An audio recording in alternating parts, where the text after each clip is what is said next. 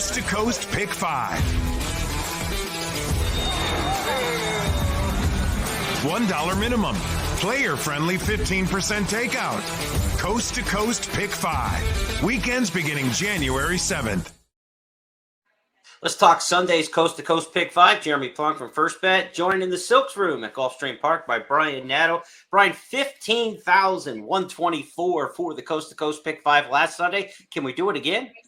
Yeah, that would be great to see. Boy, they really bet strong both days, well over $500,000 combined. And as you mentioned, on Sunday, that was a huge payoff. I'll tell you what, we're going to get into these three Gulfstream races, and it could definitely yield some prices. We'll have Jeff Siegel along in just a moment to handicap the Santa Anita side. Here's the schedule for Sunday on the Pick 5. We've got Gulfstream Park Race 8 getting things underway at 3:37. That's a turf sprint allowance. Gulfstream Race 9 will follow. That's an allowance on the main track. Then out to Santa Anita for an allowance on the main and a mile and a 16th. Gulfstream's 10th is a claiming turf route, and then we'll wrap it up at Santa Anita with a claiming sprint at 6 furlongs. Okay, Brian, no rest for the weary. Let's get into the handicapping. Let's go race number 8, turf sprint. Who are you looking at? Yeah, I'm going to come with Fire and Spice. I know she's never been on the turf, but Chris Davis has been off to such a good start here at the championship meet, which is good to see. He's done great work with her on the Tapeta, but she was entered on the turf last time. It came off. She ran her race, big Tapeta form. But I think in a race full with speed, JP, Fire and Spice is going to get it done from a little bit off the pace, second off the layoff. All right, let's move now to Gulfstream race number 9. It's leg B of the sequence. 1 mile on the main track, a one-turn mile. Who'd you end up with in this one? I went with Tiger, another second off the layoff. I thought he ran really, really well at the level last time, and he hadn't been out for a bit, so he should be tighter today. But this is a spread race. Doo-Wop Don at a price now dipping in with Florida breds could be very interesting. High Brew, you know Larry Ravelli, high percentage barn. He's very interesting too. There's a lot of speed in here. And then certainly number 3, Slim Slow Slider. Say that one quick, Pete Aiello. Yeah, good Peter luck. Walder, I think he's interesting as well. I'm going to kind of hope this race comes back a little bit after a lot of hitting up front. Okay, and then the biggest field in the sequence is race number 10 with a field of 10 at Gulfstream Park. It'll be the 4th of 5 legs in the Pick 5. Who do you like in this claiming turf route?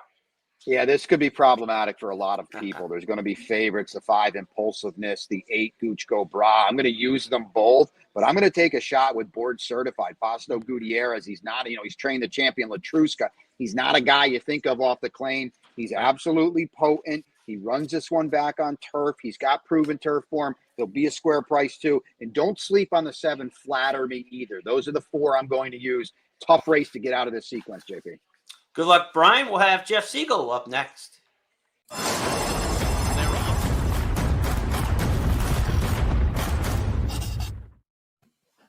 And fans, we welcome in Jeff Siegel. Want to remind you that you get that free bet up to $10 when you play the Coast to Coast Pick 5 with First Bet and Express Bet. Be sure to opt into the promotions. Jeff, we've got 2 races from Santa Anita on the schedule. Races 3 and 5. Allowance Company in the 3rd, going a mile and a 16th.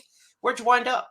Challenging race. I'm going to go 2 deep here. Bold Endeavor, number 3 on your program. Number 2, Holding the Loot. Couple of hard-knocking veteran middle distance geldings. And Bold Endeavor, I caught my claim for $50,000 by Peter Miller back in late December, and off a win. And I really like the win because he dug down deep. He showed some quality. He showed some of his old quality. The number was strong. It looks like he's rounding back into shape over a track I know he likes in a pace scenario that should allow Bold Endeavor to get where he wants to be, which is right up close to the lead. Holding the Loot, tough as nails horse as well, 3-time winner at Santa Anita. He's going to be maybe a little farther back, but he can run. His last race was good.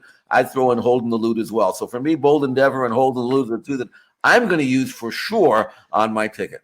All right, let's go to race number 5. It's non-winners 3 lifetime claimer. This will wrap up the Coast to Coast Pick 5. We'll see if we get another big payoff on this Sunday. Who'd you go with in the 5th?